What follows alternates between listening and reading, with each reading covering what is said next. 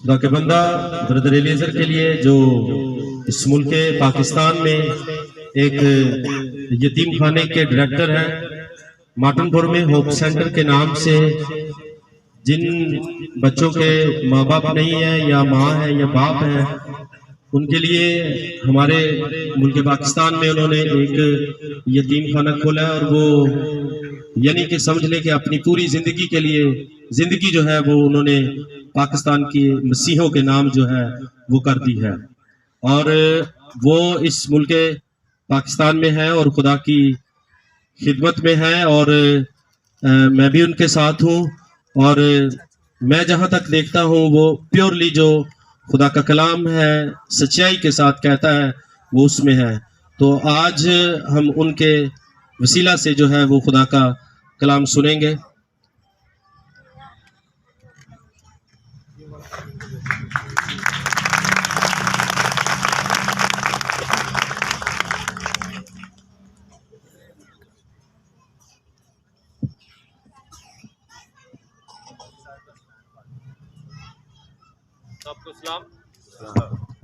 सबको सलाम। आए हम खुदा का कलाम से पढ़े और मैं दुराज करूंगा अपने प्यारे दोस्त भाई जवेद चौहान के सामने आए और खुदा का कलाम से वही हवाले पढ़ेंगे जो हम आज जिससे हम आज तालीम हासिल करेंगे।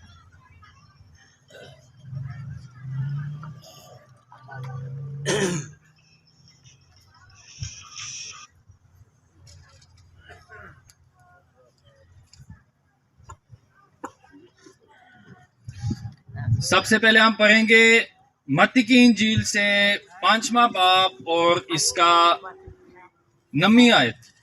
मत्ती की इंजील 5वां बाब और इसका 9वीं आयत।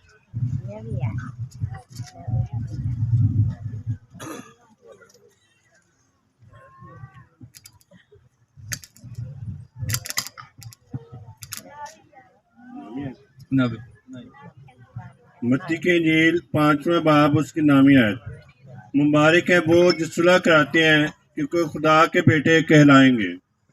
आगे कलाम से पढ़ेंगे रोमियो का हद से इसका 12वां बाब और इसका 17वीं आयत से लेकर 21वीं आयत तक। रोमियो का हद 12वां बाब 17वां आयत से लेकर 21वां आयत तक। यस।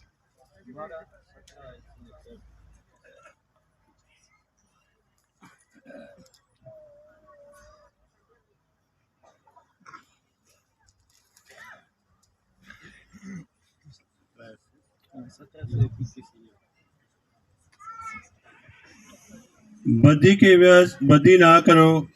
जो बातें सब लोगों के नज़दीक अच्छी हैं उनकी तदबीर करो। जहाँ तक हो सके तुम अपनी तरफ से सब आदमियों के साथ मेल मिलाप रखो।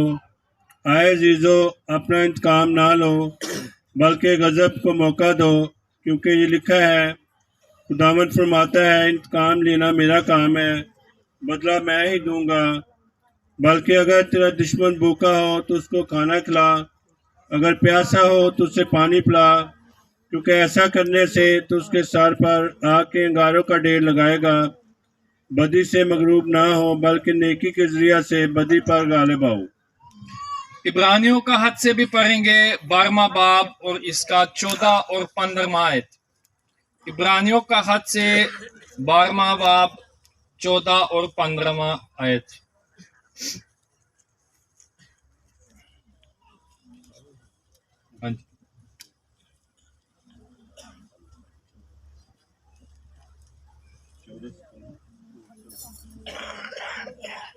सबके साथ मेल मिलाप रखने और उस पाकीज़गी के तालब रहो जिसके बगैर कोई खुदावन को ना देखेगा। गौर से देखते रहो कि कोई शख्स खुदा के फजल से महरूम ना रह जाए। ऐसा ना हो कि कोई कड़वी जाड़ फूट कर तुम्हें दुख दे और उसके सबब से अक्सर लोग नापाक हो जाएं। और एक आखिरी हवाला पढ़ेंगे, पहला पतरस का खत से 3 बाब और इसका 10वीं और 11वां आयत।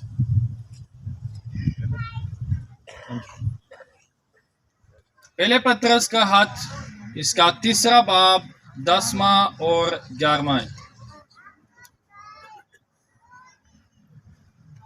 चुनांचे जो कोई जिंदगी से खुश होना और अच्छे दिन देखना चाहे, वो ज़ुबान को बदी से और होंठों को मकर की बात कहने से बाज रखे, बदी से किनारा करे और नेकी को अमल में लाए, सुलह का तालब हो और उसकी कोशिश में रहे। आमीन। शुक्रिया।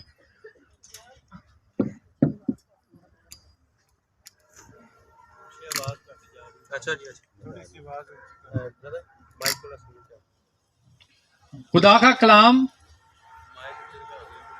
हमको इन आयतों के जरिया से समझाता है कि सुलह और इत्मीनान, सलामती जो है, मेल मिलाप जो है भाई बहनों के दरमियान, एक बहुत ख़ास बात है।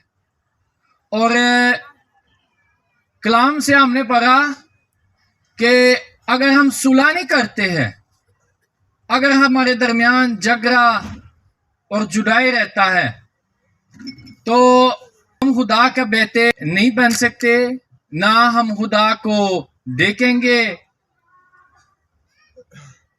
और आजकल जो दुनिया जिसमें हम रहता है, जहां हम भी देखेंगे वहां भी झगड़ा, लड़ाई नजर होता है।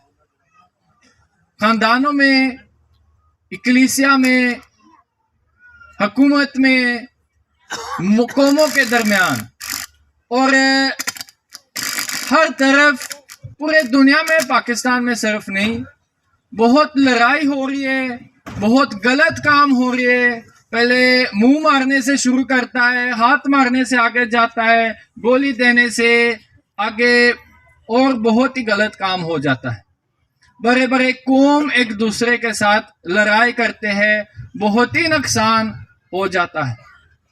इसलिए कलाम इस बात को इतना ज्यादा अहमियत देता है कि हमने सुलह का तालिब होना चाहिए, और हर हाल जितना भी हमारा कोशिश से हो सकता है, हमने सब भाई बहन, हमारे खानदान के साथ, हम अपने पड़ोसी के साथ हमने सुलह रखना, हमने सलामती रखना, और हमने झगड़ा में और कामों में पास ना जाए। कितना खूबसूरत बात कलाम में लिखा है कि जो जिंदगी को प्यार करता है और अच्छे दिन देखना चाहता। मेरा ख्याल कोई भी नहीं यहाँ बैठा जो अच्छे दिन नहीं देखना चाहता। हम सब अपने अच्छे दिन देखना चाहते हैं, हम सब खुदा को देखना चाहते हैं, हम सब चाहते हैं कि हम खुदा का बेटे और बेटियां बने।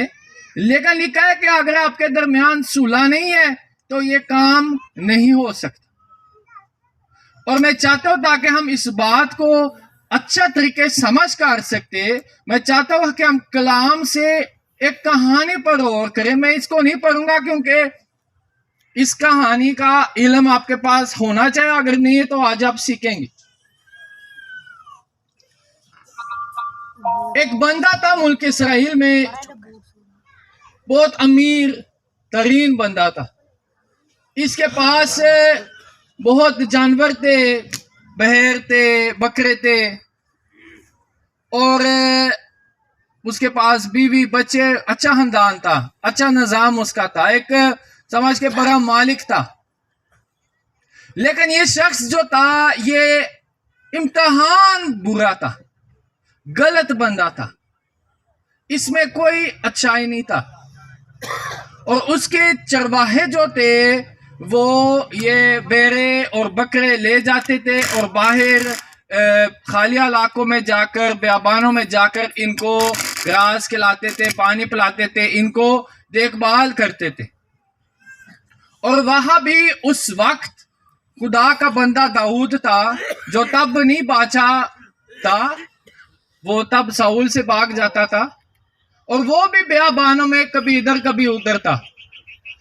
और जब भी इस बुरे बंदे, इस बुरे शख्स का जिसका नाम नबाल था, जब भी उसके बहर दाऊद के नज़दीक थे, तो दाऊद ने अपने दिल से, अपनी खुशी से खुद भी इनको हिफाजत देता था, ताकि जैसे हम जानते हैं बेबानों में जानवर, जंगली जानवर, गिद्दर और शेर और कोई जानवर है, डाकू चोर भी आ सकते, तो वो कोई नुकसान ना हो जाए नबाल को। तो वो दाऊद और अपने फौज जो थे वो सारे लोग इनको हिफाजत करते थे दिन रात, बल्कि लिखा है कि इनको हिफाजत करते थे। और इसके लिए वो कोई तनहा नहीं मिलता था, वो अपने दिल की खुशी से अपने भाई का जानवर भी देखता था, इनको हिफाजत देता था। लेकिन क्योंकि दाऊद साउल से भागता था, उसके पास कोई पैसा नहीं था, उसके पास कुछ भी नहीं था, दिन आ गया कि दाऊद के पास गाना नहीं था, तो दाऊद ने अपने बंदे को नबाल के पास भेज दिया और इसने नबाल से दुरहास की कि हमको भी थोड़ा सा रोटी दे, क्योंकि हमारे पास है कुछ भी नहीं। तो आपको पता भी कि हम भी जब भी मौका मिलता है हम आपको भी मदद देता है, आपके जानवर को देखता तो थोड़ा सा रोटी आपसे भी मांगते, ज्यादा नहीं मांगते। लेकिन नबाल जो था, क्योंकि बहुत गलत बंदा था, लालच शख्स था, सख्त शख्स था, उसने बोला कौन है दाऊद, मैं नहीं जानता। आजकल बहुत लोग अपने मालिक से भागते, मैं आपको कुछ भी नहीं दूंगा, भाग जाओ इधर से, जाओ जाओ, कुछ भी नहीं दे दूंगा आप लोगों को, जाओ इधर से। और बहुत बदसलूक इनके साथ किया और ये दाऊद का नौकर उधर से चला गया दाऊद के पास वापस लौट कर, दाऊद को बता दिया कि देखो इसने फलान फलान बात किया। और क्या हो गया कि दाऊद जो था, हालांकि खुदा का शख्स था और खुदा ने उसको चुना, लेकिन उस वक्त दाऊद के अंदर कमजोरी आ गया और दाऊद ये बातें सुनकर उसका दिल में रूसा आ गया, उसका दिल में नाराजगी हो गई और इसने बोला ये तो नहीं हो सकता, मैंने इस शख्स के लिए दिन रात के दौरान क्या कुछ नहीं किया और ये अभी मुझे रोटी भी नहीं देना चाहता।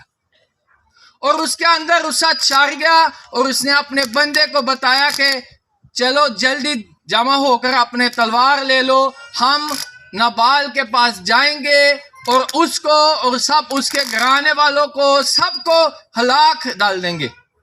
इतना रुसा एक बात से उसका हो गया कि वो तैयार था कि खून रेजी करे और एक पूरे खानदान को और सब मुलाजमों को, और दाऊद ने बोला कि एक बंदा पीछे नहीं रहेगा जो मैं नहीं कत्ल कर दूंगा। इतना ज्यादा दाऊद के अंदर रुसा चढ़ गया और गलत था ये बात।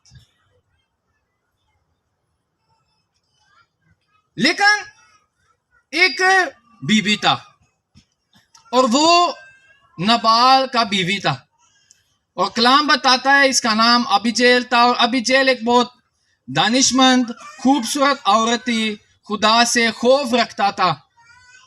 और जब इसने ये खबर सुना कि दाऊद आने लगे और मेरा मियाँ ने क्या कुछ बदसलूक उसके साथ किया, तो इसने फैसला लिया और इसने जल्दी 2-3 गधे ली और इनके ऊपर खाना रख दिया, गोश्त भी और रोटी भी और मीठे चीज और केक और कोई मिठाई भी इसने तैयार किया और जल्द से जल्द वो दाऊद की तरफ चला गया। और इसका मकसद ये था कि मैं दाऊद के साथ सुलह करूंगा इससे पहले कि वो सब मेरे घरान वालों को कत्ल करेगा। और वो सफर कर दाऊद के पास पहुंच गया और इसने क्या किया, ये खुद दाऊद के सामने सिजदा किया और इसने बोला मेरा मालिक मुझे मुआफ दे, अपने गुनाह के लिए मुआफ दे, क्योंकि मेरा मियाँ जो है वो बहुत बेवकूफ़ है, गलत शख्स है, इसने गलत काम किया आपके साथ, लेकिन आप उसकी वजह से सबको ना मार डाले, हमको मुआफ दे और ये जो मैंने आपके लिए लेकर आया मेरा हाथ से ले। हालांकि इस औरत का कोई किस्म का गलती नहीं था, इसने खुद को कोई बदसलूक नहीं है, ना कोई गलती नहीं किया, लेकिन इसका समझ था कि मैं सुलह करवाना चाहे, ये लाजमी बात है कि मैं सुलह करूंगा, अगर नहीं हमारे ऊपर हलाकत हो जाएगा। और जब दाऊद ने ये बातें सुना, जब दाऊद ने देखा कि मैं तो गलत काम करने लगने वाला था और ये बीबी आ गया और उसने मेरे साथ अच्छाई किया, तो वो खुदा का काम बुरा हो गया। जो लिखा है कि अगर हम दुश्मनों के साथ भलाई करेंगे तो वो वैसे होगा जैसे हम इनके सर के ऊपर गर्म कोयला डालेंगे, वो बदल हो जाएंगे एकदम से। ये कभी नहीं सोचते कि हमारे साथ अभी कोई अच्छाई होगा। शायद दाऊद सोचता था कि अभी भी नबाल अपने फौज को निकाला, हम पर जंग लड़ेंगे और फिर मैं जीतूंगा, लेकिन ऐसे नहीं हुआ। अबीजेल ने अपने फौज ने बुलाया, ये खाना तैयार किया और दाऊद को पहुंचा दिया। इसने मुआफी मांगा, ये खुद हलीम हो गया। और तब दाऊद ने बोला कि मैं गलत था और मैं, हालांकि खुदा ने मुझे चुना अच्छे कामों के लिए, मैं गलत काम में फंस गया और मेरा मंसूबा गलत था और मैं खून रेजी करने वाला था, मैं एक सब गिराना को मार डालने वाला था, लेकिन आपकी काम की वजह से मैं नहीं करूंगा। और दाऊद अपना सारा बदला छोड़ दिया। और जब ये बीबी वापस अपने घर लौट कर गया तो उधर इसने अपने मियाँ को अगला दिन सब कुछ बता दिया। और लिखा है कि उसका दिल जो इसके अंदर था वो मर गया और वो 10 दिन एक पत्थर की तरह लेता था, फिर मर गया। यहाँ हम देखते कि खुदा ने खुद अपना बदला किया दाऊद के लिए। खुदा बदला लिया, जरूरत नहीं था कि दाऊद अपना बदला खुद ले, खुदा ने लिया और बुरे शख्स को सजा दी। और एक और खूबसूरत बात हम देखते हैं, जैसे कलाम में लिखा है कि अगर हम सुलह करवाएंगे तो हम अच्छे दिन मिलेंगे। अबीजेल क्योंकि अभी बेवा था, इसका खावंद फोत हो गया, अब भी दाऊद ने उसको अपनी बीवी को बनाया। और बाद हम जानते हैं कि दाऊद खुद बादशाह बन गया और अबीजेल का बहुत इज्जत हो गया और बादशाह का घर में बादशाह का बीवी था। और ये कहानी जो है ये हमको बहुत अच्छा तरीके और आसानी से समझाना चाहता है कि सुलह क्यों इतना जरूरी है। हम कुदरती तौर से एक बहुत गर्म कौम है, हम एक बहुत जज्बाती कौम है, हम हर वक्त लड़ाई के लिए तैयार है और जो हमारे इर्द गिर्द रहने वाले लोग हैं वो भी तैयार है। और ये बहुत जरूरी बात है कि जब भी हम अपना मुंह खोलेंगे, जो भी काम हम करेंगे, हम दानिशमंदी से करेंगे और हमेशा हमारे ज़हनों में ये बात होना चाहिए कि हम सुलह करें, हम एक दूसरे के साथ इत्मीनान से रहे। मैं ऐसे बात ना करूंगा, मैं ऐसे काम ना करूंगा जिससे लड़ाई हो जाएगा। लड़ाई काफी है, और कितना लड़ाई हम कर सकते। और अगर भी लड़ाई हो गया, अगर भी गलत बातें हो गया, तो हमारा हर कोशिश होना चाहिए कि हमारी गलती से हो गया या हमारी गलती से नहीं हो गया, लेकिन जब तक हम एक दूसरे के पास नहीं आएंगे और एक दूसरे से मुआफी नहीं मांगेंगे, हम खुद भी खुदावंद से मुआफी नहीं मिलेंगे। खुदा का कलाम में लिखा है अगर आप अपने भाई को मुआफी देंगे तो मैं भी आखिर दिन में आपको मुआफी नहीं दे दूंगा। हम खुदा को नहीं देखेंगे, उसके बेटे नहीं तैरेंगे और हम हलाकत में जाएंगे। ये कोई आम बात नहीं है, यह अपनी जिंदगी का बात। और कलाम इस पर बहुत सख्ती का, खुदा इस बात पर बहुत सख्ती करता है कि एक दूसरे से मुआफी मांगो, एक दूसरे से सुलह करवाओ, अगर नहीं आप मेरे पास नहीं आएंगे, मेरे पास ऐसे लोग के लिए जगह नहीं है। आपने जो भी मर्जी किया, बेशक आप खुदा का हावन था, बेशक आपने बड़े काम किया, मेरे लिए आप बहुत मुनादी किया, लेकिन अगर आपका जिंदगी में सुलह इत्मीनान नहीं है, अगर आपके और भाइयों के दरमियान झगड़ा है, तो आप भी नहीं मुआफी मिलेंगे। और आज हम अपनी बहन को याद करवाते हैं और हम ये ज़हन में दोबारा रखते हैं कि मौत का दिन आने लगे, किसी के लिए जल्दी, किसी के लिए 10 साल के बाद, ये हम नहीं जानते, ये खुदा जानता। और अगर आज भी हमारे दरमियान लड़ाई झगड़ा, अगर अभी तक सुलह नहीं हो गया, तो आज ही दिन है जिसमें हम सुलह करना चाहिए। अब भी वक्त है कि हम करें, कल ना करें, क्योंकि अगर हम झगड़े के साथ और लड़ाई के साथ मर जाएंगे तो हम खुदा को नहीं देखेंगे। लिखा है कि धूप को डूबने नहीं दे आपके रुस्से के ऊपर। जब आप सोने लगे तो तब भी सोच ले कि मेरा दिल में कोई रुस्सा है, कोई नाराजगी है, तो मैं जल्दी अपने भाई के पास जाऊंगा और सुलह करूंगा, इससे पहले कि धूप डूबना जाएगा, हो सकता रात को मैं चले जाऊंगा।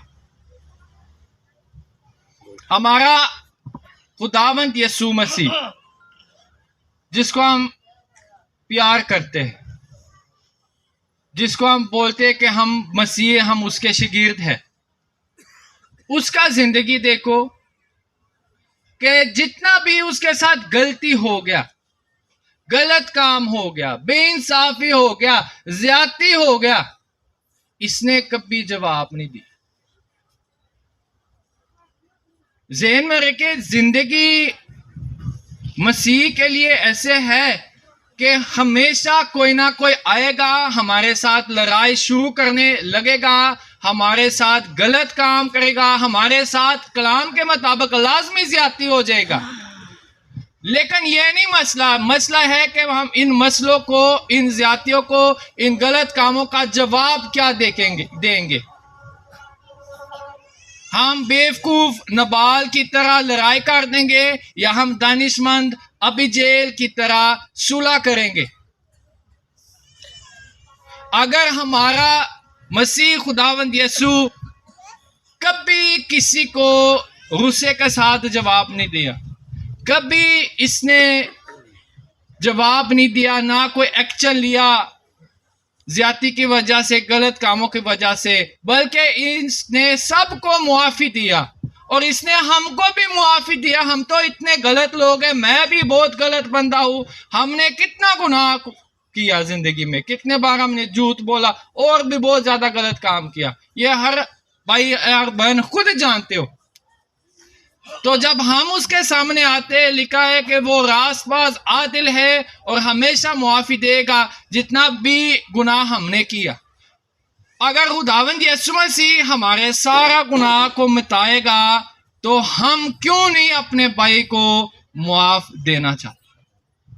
और इसलिए कलाम में लिखा है, बेशक आप भी नहीं मुआफी मिलेंगे अगर आप एक दूसरे के साथ सुलह नहीं करेंगे। खुदा तौफीक दे कि हम सब अच्छे दिन देखेंगे, हम सब खुदा के बेटे और बेटियां कहलाएंगे एक दिन में, हम सब अपनी जिंदगी पाएंगे, हम सब खुदा को देखेंगे, सबसे बड़ी बात है। लेकिन इस काम के लिए जरूरत है कि हम आपके अपने मालिक से बड़े ना बने, बल्कि अपने मालिक से चौथे रहे और जो उसने किया हमने भी करे। हम सुलह का तालिब रहे, हम पूरे कोशिश से अपने भाई बहन से, खानदान में, इक्लीसिया में, गांव में हम सुलह सलामती के साथ रहे।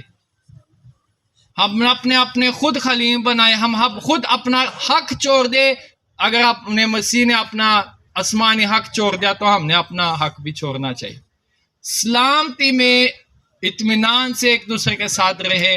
और आप एक बात देखेंगे कि जब हम गुस्सा नहीं करते, जब हम जवाब नहीं दे, जब हम जज्बात नहीं होते, जब हम सुलह और सलामती के साथ दूसरे के साथ रहते, मुआफ़ी देता, तो दिल में बड़ा सुकून आता है।